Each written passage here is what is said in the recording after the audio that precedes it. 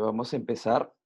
La idea de esta clase, en verdad, no es extenderla mucho, en verdad. Es una suerte de balance sobre el análisis político comparado, sobre la política comparada, en especial desde América Latina, ¿no? Hay que tener muy en cuenta, y me parece que ese es el espíritu de las dos lecturas que están asignadas para hoy día. La lectura de Juan Pablo Luna, que me gustaría escuchar luego en un momento más qué es lo que piensan de ella, de esa lectura. Y la lectura también de Munch, si mal no recuerdo.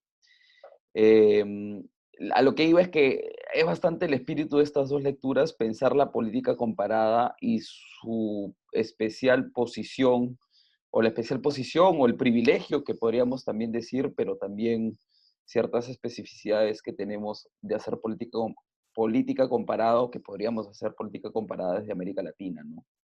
Ahí eso va a ser bien interesante.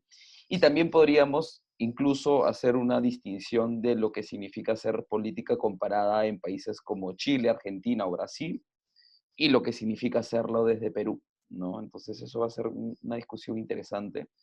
Que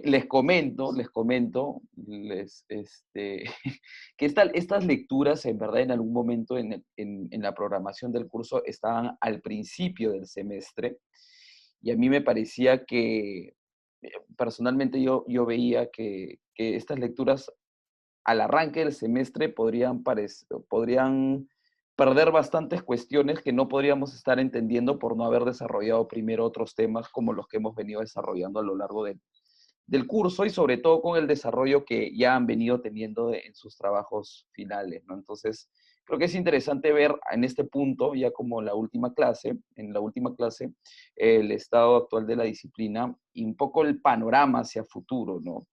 Probablemente las lecturas no tengan relación directa con lo que viene sucediendo en los últimos meses o años, en especial creería por una una suerte de crisis, podríamos decir, de los modelos políticos, de los sistemas políticos o de los regímenes políticos que hemos conocido durante los últimos 20 años probablemente, pero eso también sería interesante poder agregarlo a la discusión, ¿no? Y al final de la clase voy a pasar a explicar algunos detalles sobre el trabajo final. Sobre todo voy a presentar la estructura nuevamente de lo que se espera para esta entrega, y seguramente que podemos conversar un poco más sobre ya cada uno de esos trabajos en el caso que así lo consideren, eh, luego de la clase, ¿no? Pero bueno, eso básicamente. Voy a empezar diciéndoles que teníamos estas dos lecturas. Primero el texto de Juan Pablo Luna, eh, llamado En Offside, Notas sobre la ciencia política contemporánea en América Latina.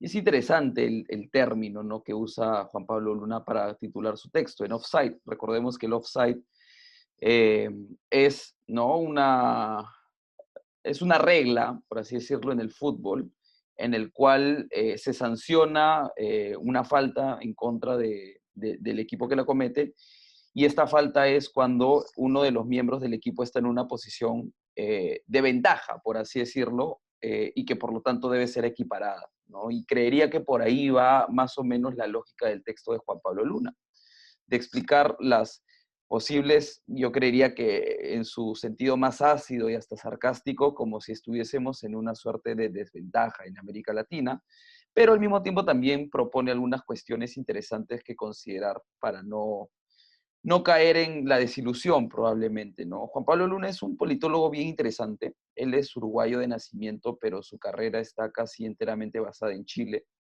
Él hizo un doctorado en ciencia política en Estados Unidos, si mal no recuerdo, en Chapel Hill, creo, en Carolina del Norte. Y él trabaja en Chile, ¿no? Trabaja en Chile hace mucho tiempo.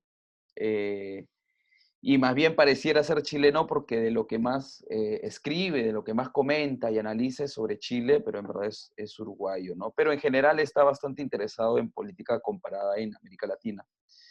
Y precisamente los profesores Tanaka y Darriant lo invitaron para poder escribir un artículo en este libro que justamente les propongo la portada, sobre qué es lo que implica hacer ciencia política desde el sur y desde el norte.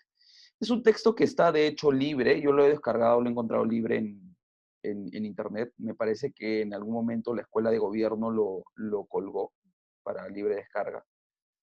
Si no lo encuentran igual, si les interesan, me lo pueden pedir, no hay ningún problema.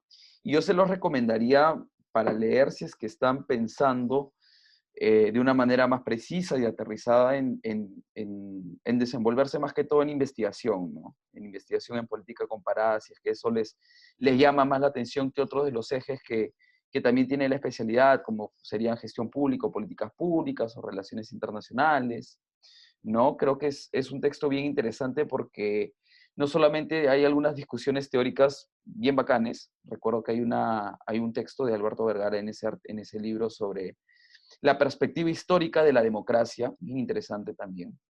Pero también hay algunos puntos bien relevantes sobre lo que implica ser académico, lo que implica dedicarse a la ciencia política o la política comparada en específico desde América Latina en relación probablemente con el norte, y en el norte, al norte vamos a referirnos sobre todo a países de primer mundo, pero sobre todo al desarrollo académico y disciplinario de la política comparada en el mundo anglosajón, sobre todo, ¿no? Es interesante que utilicen esta terminología bien de Guerra Fría, pues de Guerra Fría, ¿no? Del norte y el sur. No sé si Guerra Fría, pero ya, bueno, el siglo XX en todo caso, ¿no? Para dividir a los países entre el sur y el norte. Y eso es interesante. Y luego tenemos un texto de Gerardo Munk. Gerardo Munk es un politólogo argentino que también preparado en Estados Unidos, y acá podemos identificar un primer patrón probablemente, ¿no? Que pueden haber académicos muy relevantes desde América, que han nacido en América Latina y que escriben sobre América Latina y saben mucho y publican y son los entendidos de América Latina. Seguramente van a LASA, ¿no? Van a otras convenciones o congresos académicos, y de eso se trata su profesión, su carrera, pero están preparados y entrenados en Estados Unidos, ¿no? En la academia anglosajona. Y eso es algo interesante también que tener en cuenta y que pensar, si es que de todos modos lo están pensando como algo más concreto para sus propias carreras como politólogos o politólogas. Bien, con estos dos textos he armado una presentación breve. Seguramente les voy a preguntar en algunos puntos sobre sus perspectivas o opiniones, o si tuvieran algún comentario, pero básicamente este es lo que hemos preparado para el día de hoy. Eh, bueno, en principio, a mí me parece bien interesante retomar lo que Gerardo Munk considera, ¿no? ¿Por qué es tan importante el estudio de la política en América Latina, ¿no? Y por qué no solamente es importante para América Latina en términos, digamos, del contexto cultural, político y social en el que vivimos, ¿no? Sino porque también es importante para la política comparada, para el propio desarrollo académico y del conocimiento sobre la política a nivel internacional. Y ahí Gerardo Munk propone algunas ideas que son bien interesantes y que más bien me parecen como paradojas, que me parece que motivan o gatillan el interés que podemos tener sobre el estudio de la política en América Latina, ¿no? Y estas paradojas son las siguientes que están alrededor de esta imagen que me parecía eh, lo más representativo de América Latina, probablemente, ¿no? Me puse a googlear, ¿no? Y encontré esta foto, no recuerdo exactamente qué busqué, no creo que haya buscado imagen representativa de América Latina, pero algo, creo que busqué desigualdad de América Latina, porque creo que lo que más nos caracterizaría en general es la desigualdad. Y bueno, aparte de eso, Munk señala que tenemos, digamos, nuestros países latinoamericanos están regularmente y frecuentemente durante los últimos años en lo que podríamos denominar regímenes democráticos, pero tenemos severos problemas de un Estado de Derecho efectivo, ¿no? Y ahí pensemos, por ejemplo, en la idea de las zonas marrones, por ejemplo, que son espacios o ámbitos geográficos en donde el Estado de Derecho como característica del balance de poderes y del respeto de las libertades civiles, políticas, dentro de un marco democrático no siempre se cumplen, ¿no? Y está bastante relacionado también a la dispersión o la diferencia del alcance del Estado a nivel territorial en América Latina, ¿no? Estas democracias en algún momento también fallaron y se convirtieron en autoritarismos, ¿no? Y acá pensemos, por ejemplo, en la dinámica de los autoritarismos de los años 60 o 70, ¿no? Que muchos de ustedes están trabajando en sus trabajos finales de curso.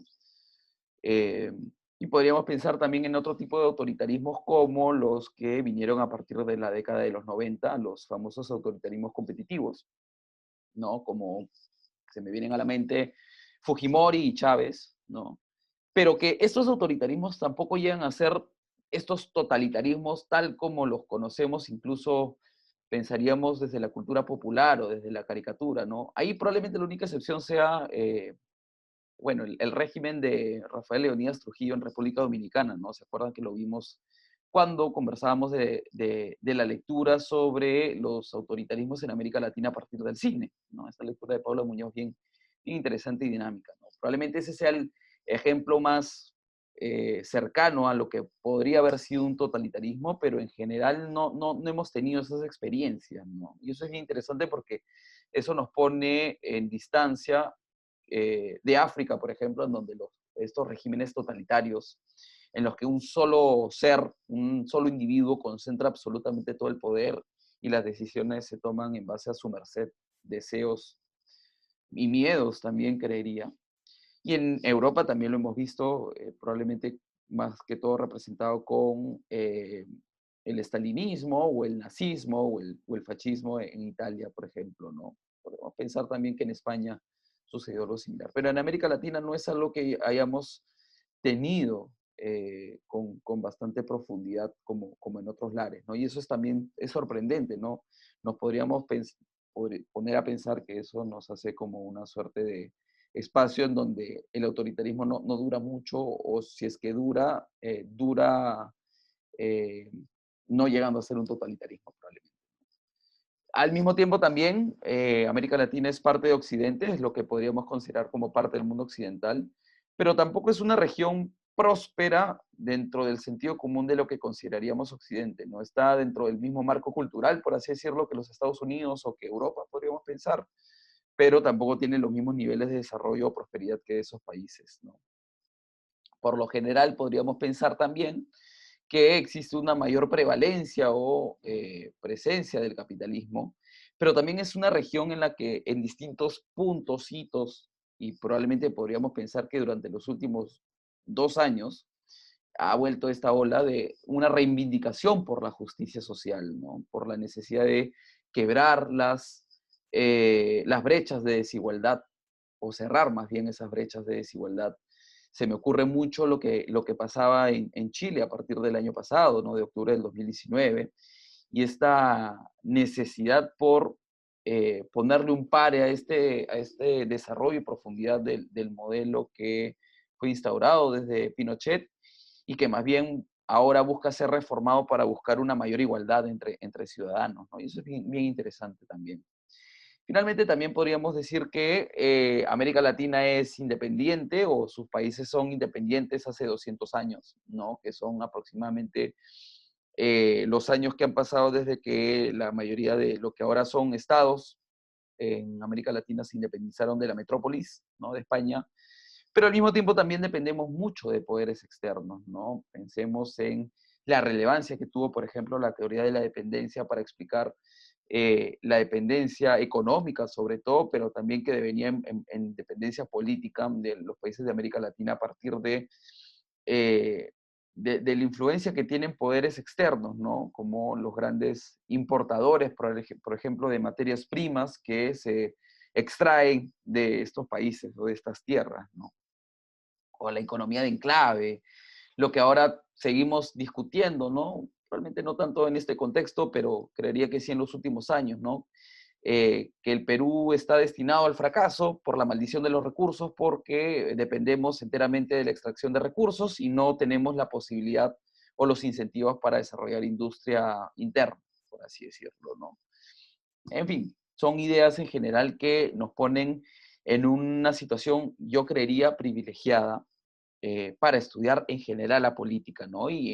Además de estar en esta posición de haber nacido acá, conocemos también con mayor precisión lo que es América Latina, ¿no? Y podríamos incluso decir que es más aún interesante ver y saber sobre el caso peruano, ¿no? Y ahí no sé si es que se les ocurre algún comentario o alguna pregunta que podamos abordar sobre esta particularidad que tiene ser politólogos o politólogas y que estar interesados en política comparada desde América Latina, ¿no? No sé si lo habían pensado, si es que se habían puesto a pensar en que no es una desventaja, sino más bien es un privilegio, creería, para nuestras carreras o profesiones, ¿no? Sí, Maritza, dale. Sí, algo que dice Monkey que a mí me pareció como interesante fue que él habla de esta relación que hay entre los como politólogos o los que estudian la ciencia política comparada en América Latina con los de otras regiones y que esa integración es muy importante para el desarrollo de nuestra, como de la ciencia política, pero a mí generalmente me decían antes, y siempre se había visto así, es como el hecho de que nuestros autores estén influenciados de Occidente, como sesga su mirada, porque tenemos conceptos súper occidentalizados que los utilizamos y que no pueden calzar en nuestro desarrollo, en el desarrollo que nosotros hemos tenido como Latinoamérica. Entonces yo me preguntaba, claro, es positivo y es negativo, pero, o sea, haciendo un balance general, siempre hemos tenido como, por ejemplo, el concepto de democracia, muchas veces es como fue desarrollado de otra manera, el concepto de desarrollo. Entonces siempre estamos como tratando de igualar esos conceptos ideales sin ver nuestra propia realidad. Y creo que Moon también desde una parte como nos, no sé, aporta eso, como ese es el aporte de la ciencia política comparada que surja desde América Latina y que no sea como un campo de estudio para otras regiones, autores de otras regiones. Nada, eso. Perdón, estaba con el micro apagado. Es bien interesante lo que dices ahí, Maritza, porque creo que precisamente no sabía, ahí por ejemplo Moon resalta algunos temas que justamente los voy a tratar en una diapositiva posterior, que hay algunos aportes desde lo que se ha estudiado en política desde América Latina que no los teníamos muy en cuenta, muy en mente para decir, esto es lo que ha aportado América Latina para el estudio de la política a nivel mundial, ¿no? Y eso es bien interesante porque a partir de ese reconocimiento sabemos que existe la posibilidad de crear teorías o de crear conceptos que más bien nos ayuden primero a explicar qué pasa acá en este mundo tan loco, ¿no? En este realismo mágico que podríamos decir que es América Latina, citando y parafraseando un poco a García Márquez, probablemente. Pero también podría servir muchísimo para explicar otros casos, otras latitudes, otras realidades, ¿no? Y eso es interesante de saberlo y de interiorizarlo, creo. Eso me parece bien bacán de interiorizarlo. Justamente sobre este esfuerzo a veces que le hemos puesto, incluso no creería de una manera consciente, sino inconsciente, ¿no? Sobre estos términos que vienen de otras realidades y que tratamos de ajustar nuestras realidades o nuestras explicaciones a estos términos, creo que nos hace más daño del que creemos, ¿no? Tengo algunas ideas o algunos ejemplos de esto y creo que son de carácter también político, pero también académico, ¿no? Eh, Justamente, por ejemplo, Alberto Vergara, en el texto que leíamos la semana pasada, ¿no? Sobre su tesis doctoral, que comparaba Perú y Bolivia, él desarrollaba un poco esa idea, ¿no? Y se da cuenta, ok, los conceptos y el desarrollo teórico que nace en Europa no sirven para América Latina y más bien podríamos usar algunas de estas ideas, pero también es súper necesario y recomendable que los investigadores desde América Latina hagan innovación conceptual y teórica para poder explicar mejor lo que sucede en estos lares, ¿no? Y creo que ahí Alberto Vergara tiene un interesante aporte en ese sentido. Eso desde el lado académico. Y desde el lado político, hace unas semanas veía, creo que fue en Twitter, a algún abogado, creería que fue, que decía que el Perú, en el marco de esta posible o no apertura del momento constituyente o el proceso constituyente, el Perú debiera ser una democracia parlamentaria. Yo lo leía y decía, voy a ser un poco sarcástico, pero, o sea, en verdad no le encuentro ningún sentido para decir que deberíamos ser una democracia parlamentaria, ¿no? ¿Por qué es que deberíamos ser una democracia parlamentaria? Me ponía a pensar. ponía a pensar, ¿por qué es que esta persona diría esto? Y claro, probablemente porque este pata estaba entrenado probablemente en alguna universidad europea, ¿no? Y la democracia parlamentaria es un modelo que ha sido creado y que ha tenido vigencia histórica y de hecho sigue siendo vigente en muchos países de Europa, ¿no? Entonces uno podría pensar de que si las cosas funcionan así en esta realidad, también si es que importamos ese modelo, también van a funcionar en otra realidad, ¿no? Pero eso termina por desconocer mucho de las características idiosincráticas, culturales, sociales, demográficas en general, toda la particularidad social que tenemos en América Latina. Y creería que una de esas propuestas no tendría mucho sustento, mucha lógica de ser aplicada acá, ¿no? Me hacía acordar mucho a esta idea que se tenía cuando existía la gesta independizadora, ¿no? En los, en los albores de la independencia, previo a 1821, y que una de las ideas que tenían los criollos que querían independizar el Perú era que el Perú se independice de España, sí, pero que sea una monarquía, ¿no? Y querían traer un rey de Europa, ¿no? Es más, hicieron el ejercicio de pensar de qué casa real se traerían a un rey para gobernar el Perú, ¿no? El reino del Perú. Y claro, no, pero ¿cuál sería esa lógica? ¿Por qué es que eh, se pensaría tanto en que va a tener éxito o es deseable o ideal importar un modelo político en cualquier sentido a una realidad tan distinta, ¿no? Y eso es algo que creo que podríamos seguir pensando, ¿no? Y que creo que es importante que lo mantengamos, que tengamos en cuenta sobre todo. Bien, qué interesante eso. Em, Justamente lo que hace Moon, y en línea de lo que señala Maritza, en verdad, algo que es un aporte bien interesante es conocer un poco el proceso en el cual primero se desarrolla y luego se expande lo que viene a ser la ciencia política. Acá entendamos ciencia política y política comparada como básicamente lo mismo en América Latina, ¿no? Y lo que hace precisamente es resaltar una serie de textos y de desarrollos teóricos y conceptuales que nos permiten entender este proceso en el cual hoy en día podríamos decir que existe un estudio desde la política comparada en América Latina, ¿no?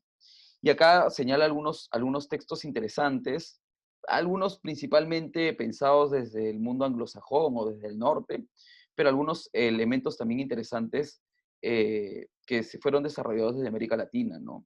Y ahí, por ejemplo, bien interesante es la relevancia que tuvo el texto de Cardoso y Faleto sobre la teoría de la dependencia, que podríamos pensar que no es precisamente un texto clásico de política comparada, pero finalmente es un aporte académico, ¿no?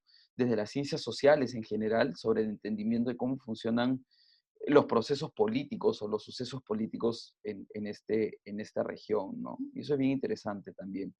Hay algunos otros textos que se mencionan, como los de Schmitter, Stepan, O'Donnell y Lindsay Stepan, principalmente desarrollados en la década de los 70 y que son bastante permitidos o viabilizados por la influencia norteamericana, probablemente, ¿no? Recordemos que estos autores son, bueno, Schmitter y Stepan sí son del mundo anglosajón, pero Linz y O'Donnell son español y argentino, ¿no? Bueno, podríamos decir que Linz también es del mundo del norte, por así decirlo, porque España también entraría en esa lógica. Pero bueno, O'Donnell no. Pero bueno, estaban entrenados en universidades norteamericanas. Y desde estas universidades se empiezan a desarrollar perspectivas y avances teóricos en política comparada sobre América Latina, ¿no? Y luego se sigue desarrollando eso a medida que van pasando los años, en los 80s y 90s, y sobre todo con sucesos políticos en América Latina bien interesantes y que aportaron mucho al desarrollo de la política comparada, ¿no? Pensemos, por ejemplo, en las transiciones a la democracia y el quiebre de los regímenes autoritarios de la década de los 70s, y pensemos también en que hay algunos casos latinoamericanos que podríamos enmarcarlos en lo que fue la tercera ola de la democracia, ¿no? Que fue un contenido desarrollado por Huntington, ¿no? Muy importante también, antes que se me pase, es que entre los 70s y los 80s existe un quiebre en el estudio de la política, existe un quiebre con la tradición sociológica, ¿no? Hasta los 70s está bastante determinado el estudio de la política en América Latina por la sociología histórica o la sociología política, y acá pensemos sobre todo en los análisis de macroprocesos o de procesos del Estado, del modelo nacional popular, ¿no? De los movimientos sociales. Creería que mucho de ese desarrollo estuvo pensado sobre los ejemplos de lo que fue la unidad popular en Chile o de lo que fue el peronismo en Argentina, ¿no? Pero luego de eso, poco a poco, con la influencia norteamericana, se fue desprendiendo la sociología y la política comparada para aterrizar en fenómenos más puntuales, probablemente, ¿no? Eh, a partir de los 80s y los 90 existen otros conceptos, otros casos, otros temas de investigación y de los cuales también se siguió desarrollando desde América Latina. Uno de los temas más interesantes, creería, fueron los que estuvieron relacionados a los regímenes políticos. Y ahí pensemos, por ejemplo, en la relevancia que tuvo los casos que ya había mencionado hace un ratito sobre Fujimori y Chávez en Perú y Venezuela respectivamente, para la teorización de los autoritarismos competitivos, ¿no? Que fue un elemento importante de Levitsky, pero también pensemos en los textos sobre la consolidación, la estabilidad de las democracias, la calidad de la democracia, que fue en general algo que empezó a surgir en todo el mundo, pero tuvo una relevancia especial en América Latina, ¿no? En algunos casos, no necesariamente los autores son específicamente latinoamericanos, pero América Latina ha servido mucho para contribuir al estudio de la política comparada a nivel internacional, ¿no? Y eso creo que es un poco lo que se busca en lo que busca hacer Munk, sobre todo en su texto, ¿no? Pensar que no estamos ajenos al desarrollo del estudio de la política, sino que más bien formamos más parte de lo que creemos, y hay que tener eso en cuenta y hay que tenerlo claro, ¿no? No sé si en este punto existe alguna duda o alguna pregunta para poder continuar. ¿Qué dijo al final? ¿Que no somos parte? O sea que, a ver, ahí más o menos la idea, Carlos, es que estamos más presentes en el desarrollo de la investigación en política comparada de lo que creemos o de lo que podríamos pensar, ¿no? Probablemente no necesariamente todos los autores son de nacionalidad de algún país de América Latina. Hay algunos casos puntuales, por ejemplo, acá identifico O'Donnell, podríamos pensar también en Valenzuela, eh, y algunos otros más, ¿no? Eh, pero que básicamente el aporte que ha tenido el estudio de la política en América Latina ha aportado mucho para el estudio en general de la política comparada a nivel internacional, ¿no? La relevancia que ha tenido algunos desarrollos conceptuales y teóricos sobre el estudio de casos en América Latina es bastante importante para entender la política comparada a nivel internacional, ¿no?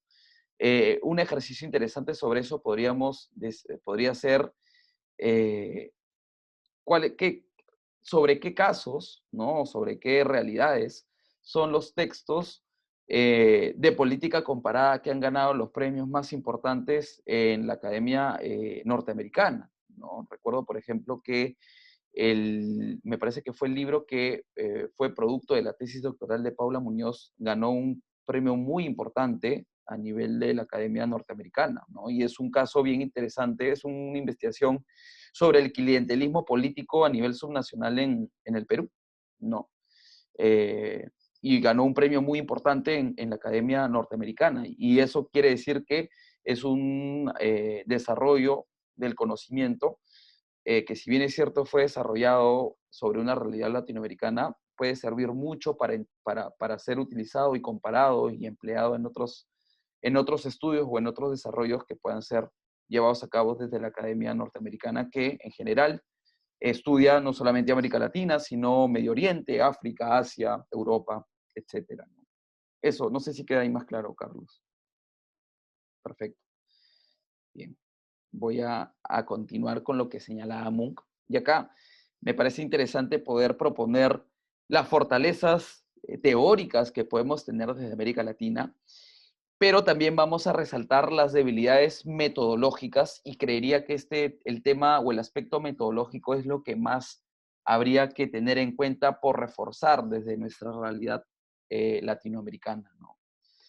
En general, Munk señala que tenemos fortalezas teóricas muy importantes desde América Latina, que podemos tener eh, un marco de desarrollo de agendas de investigación que giran en torno a preguntas normativas muy importantes, ¿no? Pensemos, por ejemplo, en las preguntas que salen en los últimos tiempos sobre los sucesos que vienen ocurriendo en nuestras realidades, ¿no? Sobre las constituciones, por ejemplo, ¿no? El papel que ahora van adquiriendo, por ejemplo, las constituciones en América Latina, el caso de Chile. Creía que en el caso peruano estamos un poco más atrasados, pero de todas maneras es algo que seguro podría tener mayor relevancia en los próximos tiempos. Eh, Esa sería una pregunta muy interesante, normativamente muy interesante. Pensemos normativo como preguntas políticamente, no sé si correctas, pero en general que preocupan en general a la población o a la ciudadanía o a la opinión pública, ¿no?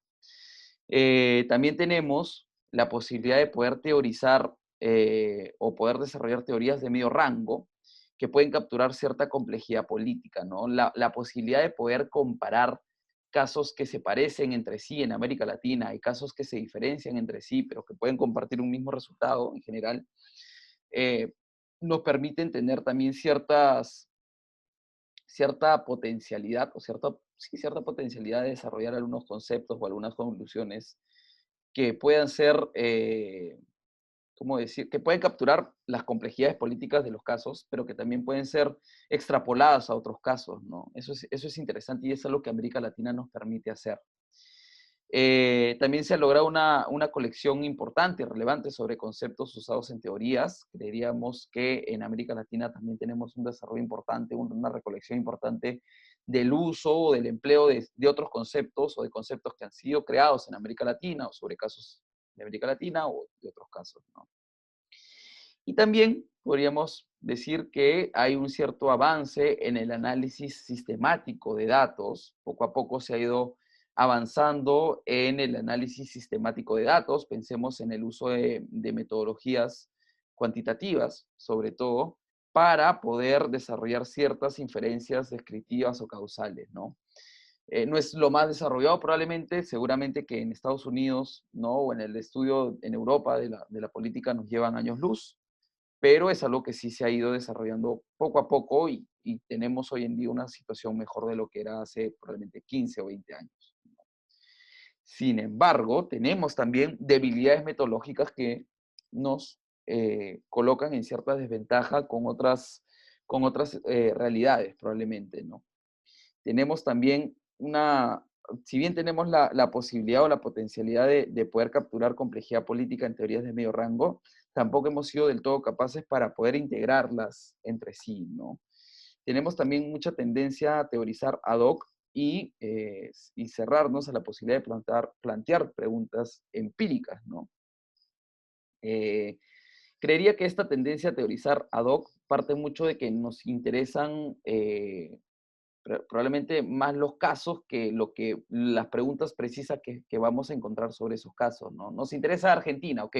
¿Qué puedo saber sobre Argentina? Y un poco vamos a indagar sobre lo que existe ahí, ¿no? Pero no parte precisamente de una observación más minuciosa sobre realidades o sobre sucesos y que a partir de eso podamos pensar en los casos que vamos a utilizar para poder investigar, ¿no?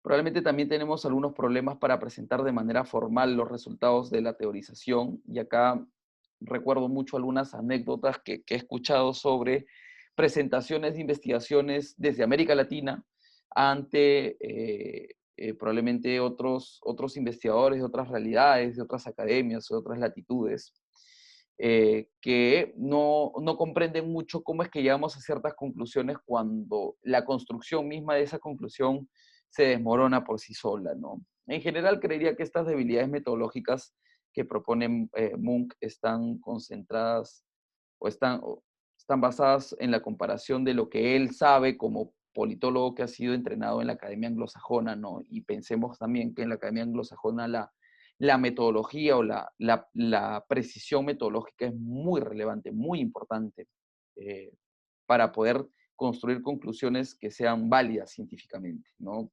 Probablemente existe una pasión, una mayor profundidad por el método científico y por las herramientas y desarrollos que se necesitan para cumplirlo a cabalidad.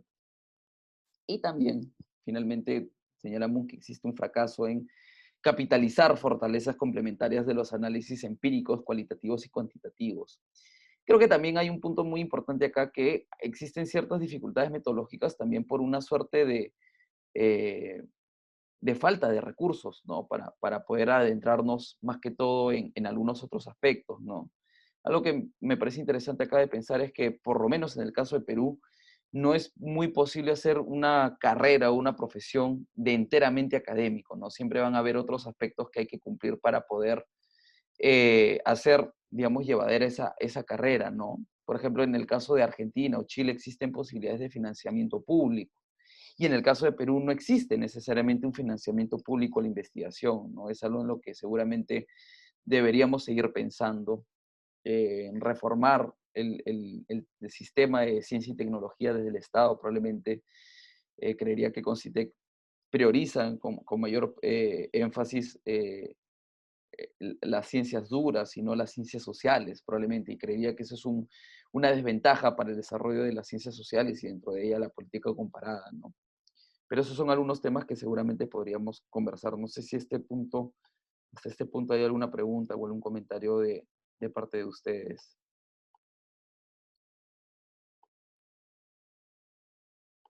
Bien, voy a continuar. Entonces, ¿qué es lo que podríamos pensar sobre este diagnóstico que tenemos de MOOC? Bueno, Juan Pablo Luna nos propone algunas ideas, pero también algunos correctivos o propuestas para seguir pensando, ¿no? La política comparada desde América Latina. En general, existe y él muestra una insatisfacción con la ciencia política latinoamericana contemporánea, ¿no? Se nos ha inundado de la epistemología norteamericana y existe una suerte de obsesión causal, por así decirlo, ¿no? Y creería que hasta cierto punto yo mismo me identifico un poco en esa lógica, ¿no? Pero es algo más general y algo más amplio, ¿no? Existe una suerte de idea en la cual, si es que una investigación en política comparada no demuestra una relación entre variables, probablemente no es del todo válida, ¿no? Y ahí lo que Juan Pablo Luna propone o tiene como idea es que también necesitamos investigaciones que nos ayuden a describir, o que más bien se centren en describir profundamente, más allá de proponer una relación causal, ¿no? Existen claro, dinámicas académicas anglosajonas, ¿no? Norteamericanas, que si es que no tienes a tu variable A explicada por variable B, entonces no tiene sentido lo que estás haciendo, ¿no? Y él cree que es un poco sin sentido pensar que esa es la única forma en la cual se propone una investigación en política comparada. Y asimismo también Luna señala que existe una pérdida de la capacidad de una interlocución crítica con el mainstream, ¿no? Y el mainstream acá lo va a considera como todo lo que, digamos, ¿cómo decir? Esta lógica o este desarrollo de moda que viene principalmente influenciado desde América Latina, desde Estados Unidos probablemente, ¿no? Y lo que señala acá Luna es que anteriormente teníamos una capacidad para poder discutir y criticar lo que desde Estados Unidos o desde el norte se proponía, y eso ya no lo tenemos, sino que más bien nos hemos dejado llevar por esta lógica, ¿no? Creería que ahí, por ejemplo, un tema muy importante es la teoría de la dependencia, ¿no? Creada desde América Latina, y que un poco se puso a disputar ciertos conceptos o ciertas teorías sobre política que fueron desarrolladas desde el norte, ¿no? Y acá también se ha fetichizado, acá lo que podríamos decir es que se ha fetichizado los estándares de profesionalización norteamericanos, ¿no? Mientras más papers publiques al año, mejor. Mientras en más revistas indexadas estés, mejor, ¿no? Y probablemente eso provoca que los propios investigadores de política latinoamericana se dediquen a producir más textos que nadie lee, ¿no? Que ni ellos mismos leen o que sus pares no leen, o como se diría coloquialmente, que ni sus papás ni su mamá lee, ¿no? Pero bueno, eso es algo que Luna señala que tendríamos que tener en cuenta para volver a tener relevancia, digamos, académica o disciplinaria. ¿Qué es lo que señala Luna? Y yo creo que son 4 ideas bastante pragmáticas, ¿no? Uno podría pensar por su diagnóstico ácido y sarcástico que iba a proponer más bien una posición anarquista o de total ruptura con Estados Unidos, por así decirlo. Y acá creo que es bastante representativa la imagen del águila, ¿no?, norteamericana que desmembra a América Latina. Y acá lo que podríamos pensar desde una visión bastante ideologizada, probablemente más de Guerra Fría, ¿no? Es que hay que romper por completo el dominio norteamericano, no somos el patio trasero, ni a Latinoamérica es un pueblo al sur de Estados Unidos, ¿no? Como diría la canción de Los Prisioneros, sino que más bien hay que tratar de dialogar de igual a igual con ellos, ¿no? Y acá lo que propone Luna es que hay que discutir los criterios de profesionalización que tenemos desde América Latina, ¿no? Si es que de verdad es útil pensar en que mientras más publicaciones al año se tienen es mejor, o si es que es más relevante o no. Y sobre todo también sobre las carreras académicas, y creería que ahí hay un rol bien importante que los politólogos pueden tener, ¿no? Los que estén interesados en política comparada, de influir o de incidir para cambiar ciertos aspectos, ¿no? Por ejemplo, en Argentina es bastante importante la posibilidad de financiamiento público que se tiene para investigaciones en ciencias sociales en general, y dentro de eso la política comparada. Deberíamos pensar en un modelo similar o cercano en Perú probablemente, ¿no?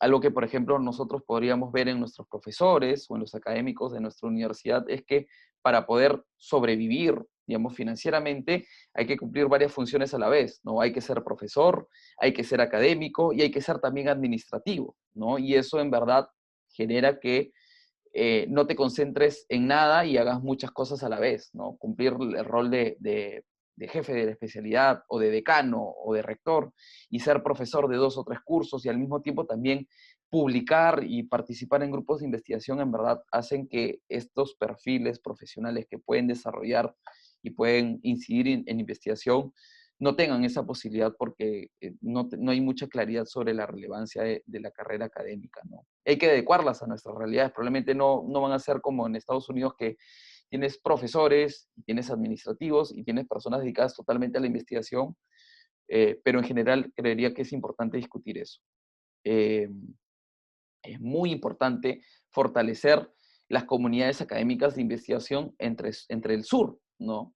Es muy relevante que muchas veces se van, bueno, he tenido la oportunidad yo de estar en alguno de estos congresos sobre ciencia política a nivel Latinoamérica, como la CIP o en LASA, y muchas veces uno entra a una mesa y ve a alguien, a un compañero o compañera de Chile o de Brasil o de Argentina, proponiendo o mostrando su investigación, y sobre la cual podría, si hubiésemos sabido antes, nos hubiese ayudado muchísimo para tener más claro lo que estábamos proponiendo nosotros desde Perú, ¿no? Eh, pero estábamos más que todo pensando en lo que se había desarrollado en Michigan o en Harvard o en la Universidad de, no sé, California, qué sé yo, o en Texas, y no lo que se está desarrollando en Sao Paulo, o lo que se está desarrollando en la UBA, o lo que se está desarrollando en la Católica de Chile, probablemente, ¿no? Entonces, eso también es muy importante de pensar y fortalecer, ¿no? Que existe más diálogo académico entre latinoamericanos, ¿no? Hay que también poner en contexto o relevar o poner en agenda la falta de contextualización y ausencia de citas a trabajos locales en textos del mainstream, ¿no? Eh, a veces también nos podría haber pasado que vemos textos que tratan sobre Perú, pero que no tienen no citan o no han revisado textos que tratan sobre el mismo caso, pero que de alguna manera no están dentro del circuito académico anglosajón, ¿no? Y eso también es muy importante porque si los incluyeran, el conocimiento sería mucho más rico y profundo. Y finalmente también hay que dialogar con el mainstream a nivel teórico. No hay que pensar solamente que tomamos sus conceptos y los adecuamos a nuestras realidades, sino que también hay que proponer conceptos y teorías desde de nuestras realidades y que puedan llegar a incidir al nivel del norte, ¿no? Superar un poco el tropismo natural en ese sentido, lo que dice Luna.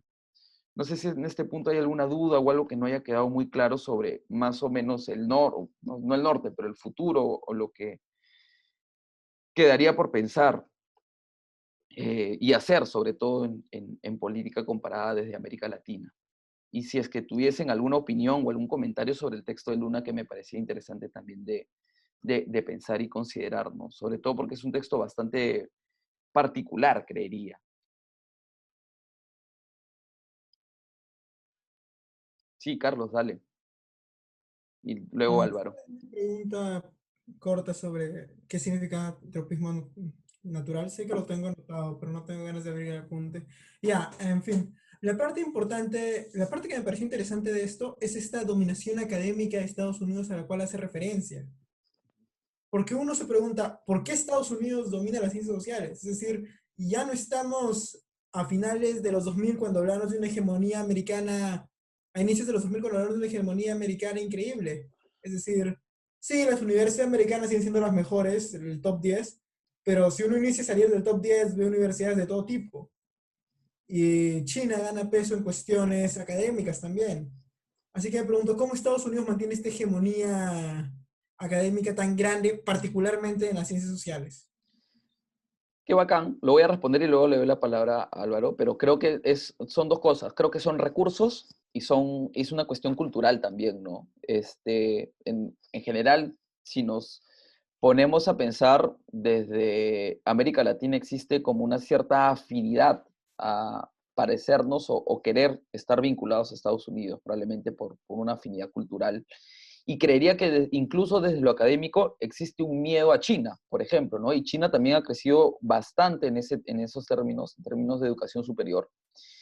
Y, y creería que también es una suerte de soft power que intentan poner en América Latina, pero creería que también hay bastantes oportunidades para desarrollar investigación desde China sobre América Latina sin ningún problema, pero creo que hay como cierto recelo, cierto miedo por pensar en China desde un sesgo totalmente ideologizado probablemente, ¿no?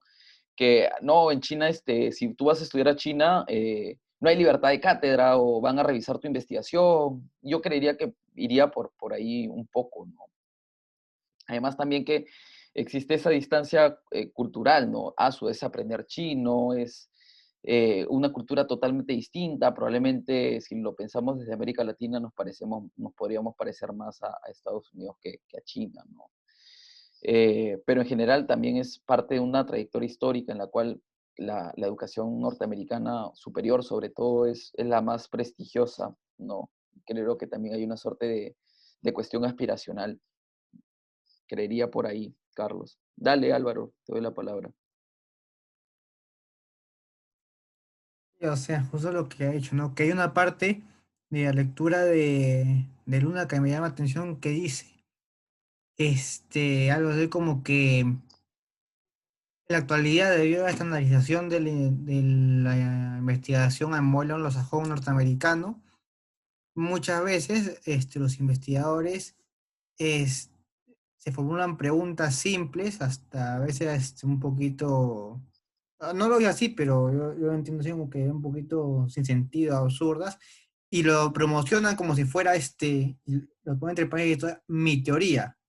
Ujú. El problema es que esa teoría no dialoga con otros conceptos de otros países, sino que como que me parece que se aísla en su propio mundo, y eso le impide conectarse con otros conceptos y también con otras realidades, porque también menciona que al ser menciona aparte algo así como que tanta investigación de escritorio le impide al investigador ya eh, salir a hacer trabajo de campo y conocer la realidad. Entonces también Luna dice que en ese sentido esta investigación estandarizada del modelo norteamericano tiene dos problemas. La primera es que no dialoga con otros conceptos a nivel de teoría, y el segundo que no permite conocer la realidad tal como es, sino que trata de aproximarse a partir de escritos o libros que finalmente no son o no describen la realidad tal como es. Sí, ahí me parece que es bien interesante lo que dices, y yo lo relaciono mucho con algunos sesgos, críticas, algunas veces exageradas, pero que creo que parten de alguna cuestión real, ¿no? Que se le hacen que se le hace a la ciencia política, ¿no? Como una disciplina que está desconectada de la realidad y que solamente están pensando en partidos, partidos, partidos y sistema de partidos y instituciones, ¿no? Y creo que es bien interesante esto, lo que dices, porque de alguna forma podríamos pensar que lo poco que se tiene de ciencia política, que de hecho ha ido creciendo poco a poco, en cierta medida podría estar también influenciada por esta lógica de no aproximarse de una manera mucho más cercana o directa a la realidad, probablemente, ¿no? Eh, probablemente en algún punto el mainstream de usar datos cuantitativos probablemente a veces te restringe o te salva de tener que hacer o aproximarse, digamos, a los fenómenos o sucesos políticos de una manera más participante, o incluso hasta podríamos pensar de manera etnográfica, ¿no? Y eso creo que sí es importante. Y también lo de que no se toman en cuenta textos locales, a mí me parece que eso es bien, bien revelador, ¿no? Hay algunas investigaciones que probablemente no se hacen con los mejores estándares de investigación que en Estados Unidos considerarían, y que por eso precisamente no son conocidos allá, pero que de alguna manera sí guardan cierta información que puede ser utilizada en estas investigaciones, y al no ser utilizada se pierde mucho de la mirada que algún investigador haya podido tener sobre alguna realidad en específico, ¿no? Y eso creo que es bien importante. Y si lo extrapolamos al caso peruano, también creo, ¿no? Podríamos pensar que existen universidades de, de algunas provincias que están desarrollando ciencia política y de la cual no sabemos mucho, ¿no? Recuerdo, por ejemplo, que existe, me parece que la Universidad Nacional de Trujillo o una universidad en Apurímac, si mal no recuerdo, tienen ciencia política y están de alguna manera tratando de avanzar en el desarrollo de investigación, pero de eso no sabemos mucho desde Lima, o sobre todo desde la Católica, ¿no? Por ejemplo, en esa línea, la idea del macrocoloquio de estudiantes de ciencia política es bien interesante para poder conocer y tener mayor diálogo entre lo que se va produciendo a nivel de las universidades que tienen la especialidad de ciencia política en Lima, por lo menos, y podríamos pensar también que debiera ser útil que sea más una cuestión nacional, ¿no? Ahora, no sé si seguirá siendo así el macrocoloquio, o el coloquio creo que ahora se le denomina. Estoy un poco desconectado de eso, en verdad, pero creo que eso es un poco la lógica que estaría ahí detrás, ¿no? Existe cierto hermetismo también en ese sentido. Claro, lo que dice Mariana también es bien interesante, ¿no? La UPC acaba de lanzar también la carrera de ciencia política, y ahí se me ocurre también que existe una mayor demanda en general desde los estudiantes universitarios de estudiar ciencia política, ¿no? El aumento de estudiantes de esta carrera en la propia universidad, ¿no? En la Católica, y que la UPC la haya creado, ya el hecho que la UPC la haya creado creo que significa que existe una demanda importante, ¿no? Pensando que la UPC va a actuar principalmente por una cuestión de demanda. Eh, pero eso es algo que hay que pensar, y que creo que es bien importante que como profesionales de ciencia política sepamos y tengamos en cuenta que es muy útil y muy rico para la investigación ese diálogo, ¿no? Que no lo cerremos y que más bien lo abramos más. No sé si hay otra pregunta o algún otro comentario sobre este tema.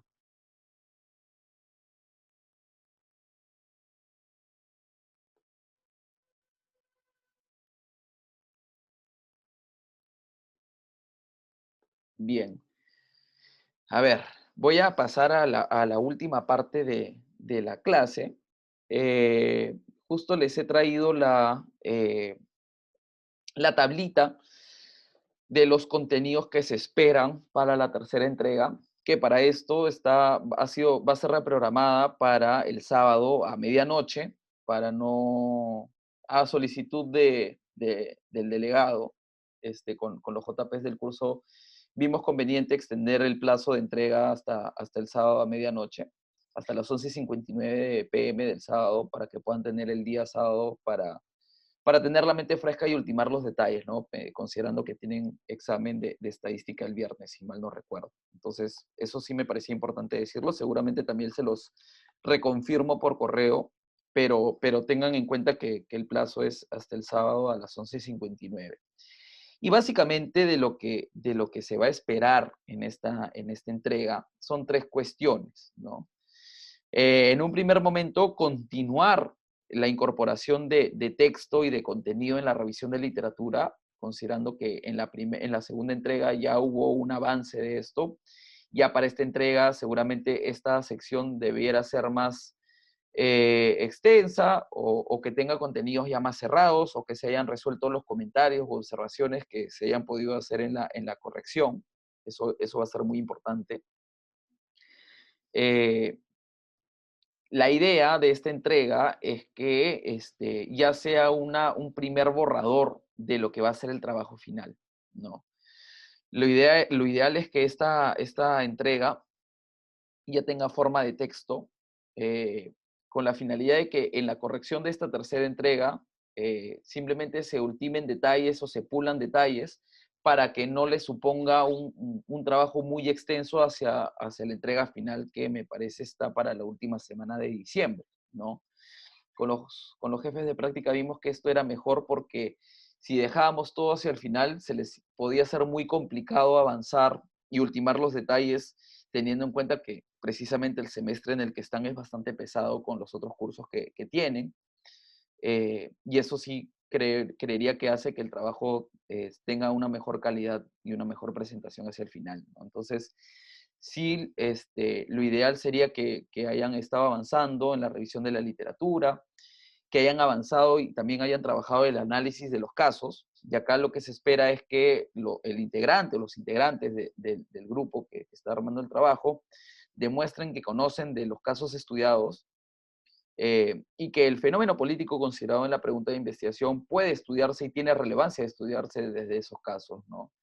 Y es bien importante también el uso de las fuentes de información que ahí están expuestos, ¿no? La consigna, la sugerencia acá, es que ustedes consideren que pueden llegar a la entrega diciendo que conocen del caso, conocen qué ha sucedido y conocen qué es lo que quieren demostrar o cuál sería un poco el hallazgo, la conclusión, ¿no? Va a ser muy importante que puedan citar adecuadamente las fuentes de información. Y como último punto de esta entrega es que también presenten una primera versión sintetizada del argumento, de las conclusiones del argumento que están construyendo en el trabajo final, ¿no? Lo ideal es hacer un vínculo entre el análisis, entre lo que se configuraron como la hipótesis en un primer momento, para darle respuesta a la pregunta de investigación. Creo que con este vínculo entre pregunta, hipótesis y el análisis de los casos para concluir una primera versión de los hallazgos del trabajo es bien importante y bien interesante para que les permita ordenar las ideas que vienen desarrollando, ¿no? Eso precisamente, ¿no? Yo les recomendaría que lo puedan presentar como una primera versión de texto ya de corrido probablemente. Me imagino un documento que tenga introducción, probablemente la parte del cuerpo pueda tener otros subtítulos que ustedes puedan definir, ¿no? Por ejemplo, podría ser, si el problema es, por ejemplo, la democracia en Sudáfrica, por así decirlo, el problema de la democracia en Sudáfrica y otros subtítulos también que me permitan a mí como corrector principal del trabajo poder identificar que en esas partes se van a desarrollar los conceptos, la revisión de la literatura y el análisis de los casos, ¿no? Y también finalmente las conclusiones, ¿no? Idealmente eso para que el lapso que tienen durante todo este mes de diciembre entre esta tercera pregunta y la entrega final, simplemente se dediquen a pulir detalles y a ultimar detalles para que no se les haga muy complicado hacia el final, ¿no? No sé si a este punto tienen alguna pregunta o alguna duda que pueda resolver sobre el trabajo final o sobre, mejor dicho, sobre esta tercera entrega y que pueda ser absuelta. Sí, Álvaro, dale. Francisco, con respecto a bibliografía, ¿hay un mínimo o máximo de fuentes para citar o no? ¿O No, esa libertad? no, no hay un mínimo, no hay un mínimo, ni un máximo, pero sí les recomendaría que, no sé, se me ocurre que entre 5 y 7 textos, por lo menos, no está escrito en ningún lado ya, pero yo podría pensar que si es que se pueden citar 5 o 7 textos en la revisión de la literatura sobre el tema, y dependiendo también del enfoque que pueda tener y la manera en la que lo han redactado, creería que mínimamente aceptable, ¿no? Pero igual va a depender de la manera en la que lo presentan y lo discuten en el texto principalmente, ¿no? Pero eso sí, Álvaro, no sé si queda claro. Sí, perfecto. Creo que Brigitte también había levantado la mano. Sí, una consulta. Sí. En la revisión de literatura es la presentación de los textos y la parte específica que va a servir para desarrollar el análisis de casos, ¿cierto? Claro, lo ideal de la revisión de la literatura en este punto es que se puede hacer como una suerte de, como ensayo, ¿no? Como ustedes, como investigadores, ¿no? O investigadoras, proponen una discusión, como un ensayo sobre los textos que tratan el tema de la pregunta de investigación o algo más relacionado a los casos que están utilizando, y sobre eso construyan un poco el propio análisis, ¿no? Que, por ejemplo, si el tema es el quiebre de la democracia en Sudáfrica, por así decirlo, que puedan hacer como una suerte de ensayo sobre los principales textos que tratan sobre la historia de la democracia en Sudáfrica, algún otro texto de corte más teórico, probablemente que haya tenido algún apunte o alguna consideración o contenido sobre Sudáfrica, y algún otro texto que ustedes digan, ok, esta teoría o esta conclusión que propone para distintos casos puede ser utilizada para mi caso, para nuestro caso. Entonces, básicamente esa discusión, ese ensayo sirve para saber por dónde llevar los hallazgos, la conclusión, mejor dicho, sirve para saber por dónde analizar ya los detalles de los procesos políticos que les interesan, y sobre eso ya confirmar a través de los conceptos y también en base a la hipótesis lo que van a llegar como argumento. No sé si queda un poquito más claro ahí, Brigitte. Sí, pero entonces en la parte de revisión no es tan necesario citar, porque vas a citar en el análisis de casos donde vas a desarrollar los casos a profundidad. Y yo creería que en las dos partes es necesario citar, no porque en uno sea más importante o no, sino porque en general lo que se espera es que haya habido una revisión de textos y que puedan citarlos adecuadamente, ¿no? Un poco creo que el ejercicio ahí, más allá de la importancia que puede tener en uno u otros casos, creo que la importancia es igual, que puedan demostrar que puedan citar de manera correcta los textos o las ideas o los contenidos de otros textos, ¿no? Ya, la última. Sí, dale, dale. Y si hay una cita que mencionas en tu revisión de literatura y la mencionas en análisis de caso, no hay problema. No hay ningún problema. No hay ningún problema, porque, por ejemplo, lo que se esperaría ahí, lo ideal que sería es que se explique a grandes rasgos en la revisión de la literatura, ¿no? Y en el análisis de caso ya, por ejemplo, no sé, la democracia a ver, como ejemplo, ¿no? Estamos en la revisión de la literatura y tenemos un texto que habla sobre el quiebre democrático en Sudáfrica a partir de una crisis económica, ¿no? Entonces, se podría decir, en general sabemos sobre Sudáfrica que la democracia puede haberse quebrado por crisis económica y se cita, ¿no? Y luego en el análisis de caso se puede decir, bueno, como dice este texto, la democracia se quebró en Sudáfrica por la crisis económica, y ahí se va a desarrollar en específico por qué, ¿no? La crisis económica supuso que se debiliten los sindicatos, y los sindicatos eran las bases de los partidos, y los partidos eran la base de la democracia. Entonces se desarrolla ya en amplitud, probablemente, ¿no? Y con algunos otros detalles que puedan haber encontrado en el análisis mejor dicho, en los detalles del proceso político que les interesa, ¿no? Pero creería que la revisión de la literatura discute a grandes rasgos, ¿no? Y el análisis de los casos ya es con nombres y fechas y apellidos y nombres e instituciones y sucesos e hitos, ¿no? Como contar un poco más la historia específica del caso. Gracias. No, de nada. Dale. Perfecto. No sé si hay alguien más que quisiera eh, comentar o Yo tengo una pregunta. Sí, dale, Winnie. O sea, quizás es algo más sobre la estructura, quizás algo obvio, pero tengo la duda de, o sea, en el momento de redactar, ¿tiene que ser todo tipo ensayo de corrido o tenemos que poner como subtítulos, por ejemplo, revisión de literatura y lo desarrollamos, subtítulo análisis de caso y lo desarrollamos o todo de corrido?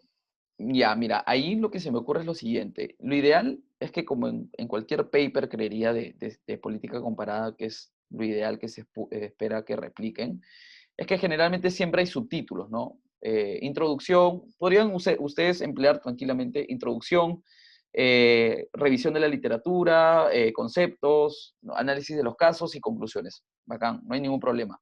Es lo que mínimamente esperaría.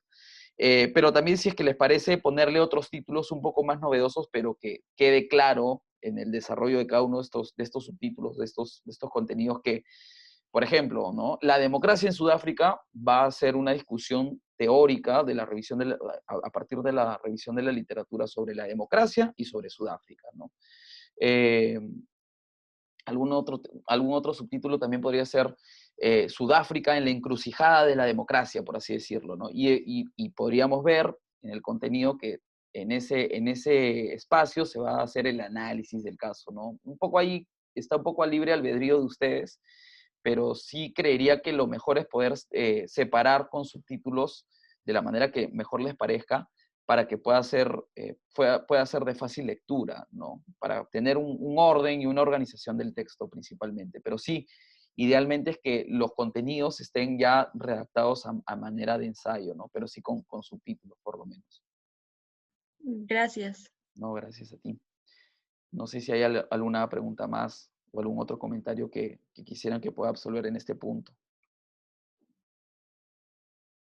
Sí, Maritza, dale. Sobre el número de páginas, Ujú. Uy, creo que había una, a ver, déjenme chequearlo, ahorita lo 10. veo. 10, ¿no? Ujú. Cada uno tenía cuenta. esa duda porque no sé si, bueno, mi compañero y yo igual estamos haciendo 2 casos, pero igual es como, creo que no hay nadie que está haciendo 3 casos, ¿no? Sí, no sé. Me parece que no recuerdo bien, o creo que sí, hay Ajá. un caso. Sí, aquí. Igual Sí, Carlos y Carla el están límite de haciendo. páginas para Miren, 3 casos no es un poco problemático, o sea, como... sí, miren, ahí lo que hicimos fue poner máximo 10 caras, ¿ya? Pero sí reconozco que hay algunos de sus trabajos que ya tendrían más de 10 páginas a estas alturas, entonces no se preocupen por ese tema.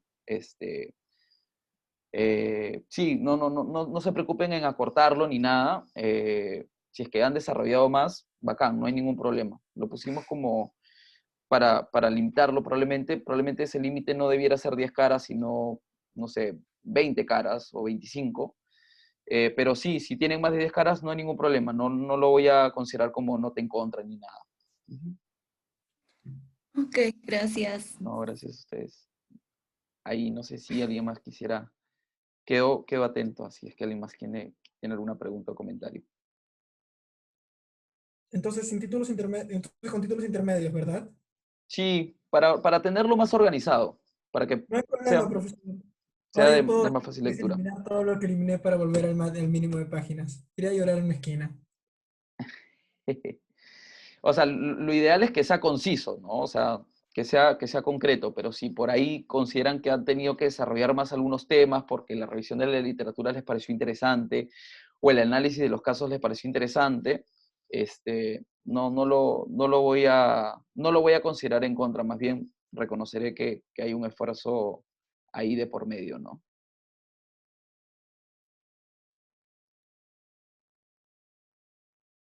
¿Qué pasa, Carlos? Te veo en sufrimiento. Nada, profesor, llevamos eliminando el trabajo toda la tarde y ahora pues, Sí, vamos a... es que yo le he hecho recortar su parte. Pero miren, o sea, si lo han recortado, igual no lo considero que esté mal, ¿no? O sea, si es que lo tienen bastante extenso o extenso, en general lo que más voy a revisar es la argumentación, ¿no? La argumentación y cómo han utilizado la discusión para demostrar lo que están sosteniendo. Entonces, no se preocupen, si es que lo han acortado y de todas maneras se entiende el argumento, no hay ningún problema. Yo no le encontraría ningún problema, así que tampoco lo sientan como un peso. Gracias, Francisco. Ya lo vemos una vez termine la sesión en frescas asesorías como siempre. Ya, perfecto. No hay ningún problema. Ya, chicos. Francisco, Sí, dale, Álvaro, cuéntame. yo tengo dudas sobre la estructura, porque, o sea, en el trabajo mío y mi compañero, Michael, estábamos viendo los casos de Chile y Argentina. Entonces, con esto de que devolver un artículo, devolverlo tipo ensayo ya, como le pongo por entrega final, no sé si el análisis de los casos así comparados los dos, pues yo tengo una estructura más o menos como poder introducción, caso 1 Chile, caso 2 Argentina con sus respectivos subtítulos, pero al momento de comparar no sé si añadir otro subtítulo más en el cuerpo o si ya de frente pasar las conclusiones, Ya, o sea, la bacán. comparación en sí. Ahí se me ocurren que hay dos opciones. Una opción es que, claro, tienes ya la introducción, que están todos los contenidos de la introducción, está la revisión de la literatura y luego tienes el análisis de los casos. Podría ser que tienes caso 1 y es Argentina y desarrollas todo el análisis del caso y existen ciertos contenidos o ciertos términos, claro, espacios, contenidos en los cuales dices, Argentina es así, así, así, y por ejemplo, en esto se diferencia mucho de Chile porque no, muy simple, porque luego Chile lo vas a desarrollar en el caso 2, y vas a desarrollar Chile, y vas a decir, Chile es así, así, así, y esto se compara con Argentina, y esto es así diferente, o es similar, y de alguna manera ahí se puede complementar, ¿no? Y en el caso 1 y en el caso 2 tienes análisis de comparación más centrado en un caso cuando estás en la sección de ese caso 1 y más centrado en el caso 2 cuando estás en ese caso 2. Lo otro sería tener esas dos secciones, caso 1 y caso 2, y luego tener una tercera parte que permita comparar en específico, ¿no? Ya que condense la comparación de los contenidos que ya se han venido exponiendo en el análisis de los casos, que también no estaría mal, también sería una posibilidad. No hay una forma correcta de hacer esto, ¿no?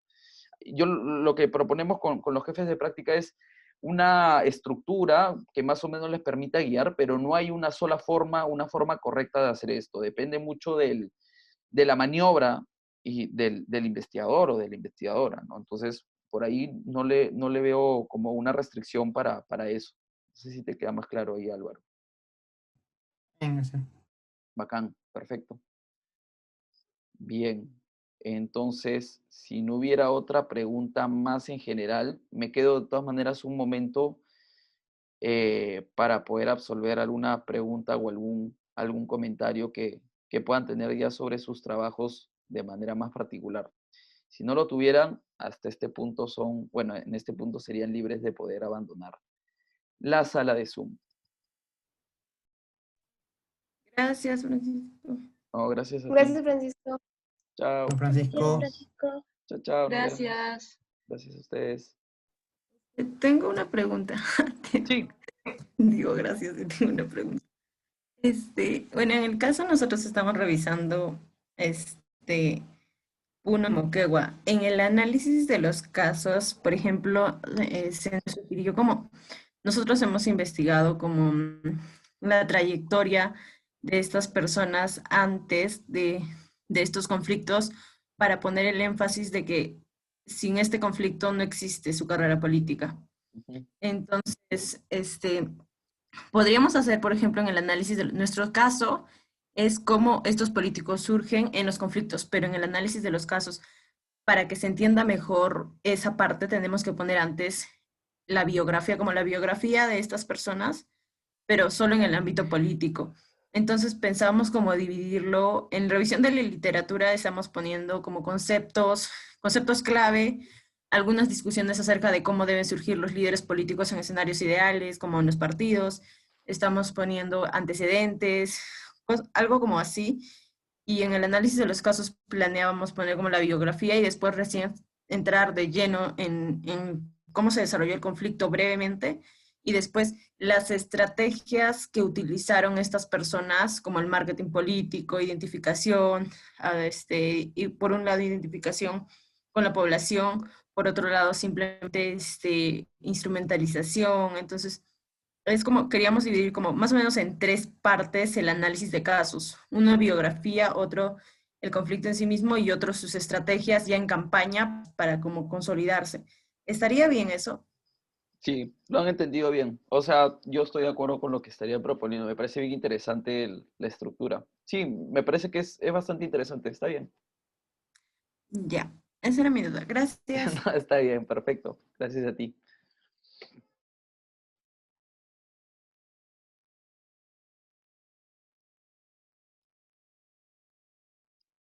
¿Alguien más tendría alguna Ah, sí, pregunta? sí, sí.